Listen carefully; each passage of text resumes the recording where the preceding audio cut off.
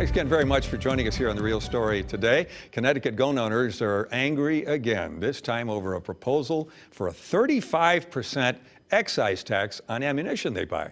The bill's sponsor, West Hartford Democrat Jillian Gilchrist, estimates that tax would bring in an additional $7 million a year in revenue, money that she says would be used to fund gun violence prevention and intervention efforts. Joining me now is Holly Sullivan, the new president of the CCDL. That's the Connecticut Citizens Defense League. Carry on, right? Yes. The largest gun rights organization in Connecticut. Welcome to The Real Story, your first appearance as president. Thanks for your first having me.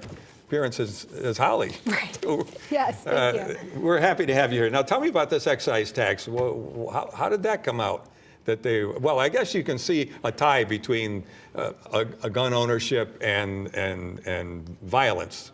So, you know, maybe that's what Jillian Gilchrist had in mind, and she's using the money to help prevent gun violence and do other kinds of programs with it. All right, so go ahead with the objection. I know 35% is a heavy load, but... Well, last year it was 50%. So last year she was a co-sponsor and at 50%. So right now it's suggested at 35%. And I'll tell you, in the state of Connecticut, nobody can legally buy ammunition unless they are already permitted to do so. So the individuals that are buying ammunition in the state of Connecticut are already fingerprinted, they're already background checked. These are not criminals. We're not giving our ammunition away to criminals because it's quite expensive. So this is literally just a penalty on gun owners. So law-abiding, legally background check gun owners are going to be funding what she's calling prevention for urban gun violence. And, you know, at the end of the day, I'm not certain that these programs are actually curbing or preventing gun violence, and why are gun owners who are following the letter of the law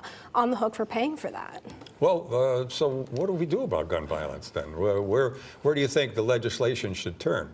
Well, I think that's a great question for Representative Gilchrist. So last year, in last year's session, LCO 8162, there was a amendment put forward that CCDL very much backed that would increase the penalty for theft of firearms, and she voted against it.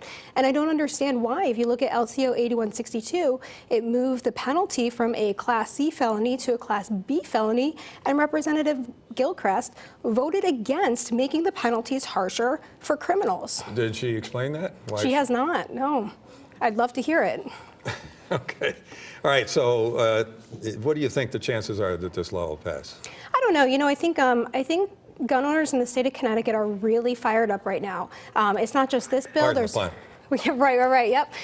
So it's not just this bill. There's a number of other bills, and I think that there's a voice and there's a movement among gun owners in the state of Connecticut that they're saying, okay, we understand, and we're no less human or empathetic when these things happen, but you don't come after the folks that are background checked and fingerprinted and are not criminals and make them pay for something that they're not doing.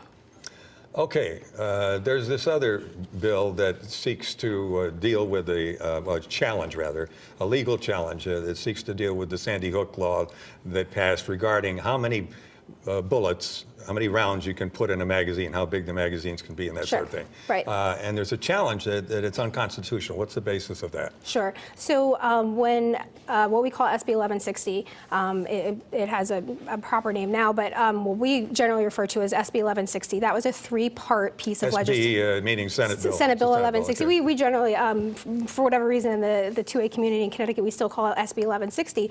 That bill had three components. The first component, I think everybody's very familiar with. There were certain firearms that we were no longer allowed to have unless you already grandfathered it and registered it, and the magazines that went with that. Then there were two other components to that bill, which was funding for mental health, which has still not happened since Sandy Hook, and the third part was school security. As of 2017, only 52 school districts in the state of Connecticut met that third part of the law, which is less, this is about 25% of school districts in the entire state. But one part has held true, and that is the inhibition on gun owners. So in this piece of the law, it said that if you had a magazine that held more than 10 rounds, you were, even if you registered it and did everything you were supposed to do, you could not load it to the manufacturer's specified capacity.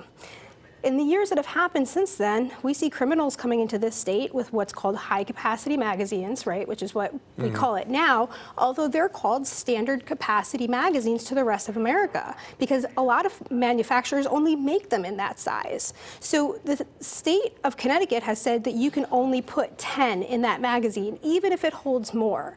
Who's going to follow that law? But what do you say to people who say, why do you need a magazine with 25 or 50 rounds in it? You're a sports person. You're not going to go after a deer with that kind of thing. Well, I can, first of all, competitive shooters. So if you look at competition shooting, they are traveling to other states and they cannot compete. They can't do competitive Olympic shooting. The way that it's designed to be scored and judged in other states, they cannot compete. And the students that are coming out of rifle teams now are not allowed to own the same things that their counterparts own in other states to just go to manufacturer capacity. But even in that, if somebody comes into your home in the middle of the night, they may have more capacity than you have because you're the law-abiding person and they're not.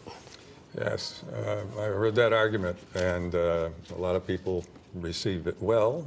Some people are still a little dubious, find it dubious, but whatever side of the fence you're on, right. It doesn't matter as long as we keep talking to each other about this stuff. And I wish we had more time to talk. I'm going to invite you back because there's something else you want to talk about, I know, and we didn't get to it because of time. But thank you. This is Holly Sullivan, the new leader of the Connecticut Citizens Defense League. Thank you very much. Thank you, Al. All right, don't forget, if you missed something here in The Real Story, you can watch it online by going to fox61.com. I want to thank you for watching this week's edition of The Real Story. Jen Bernstein will be back with me here again next week, so I hope you'll join us. Have a great day.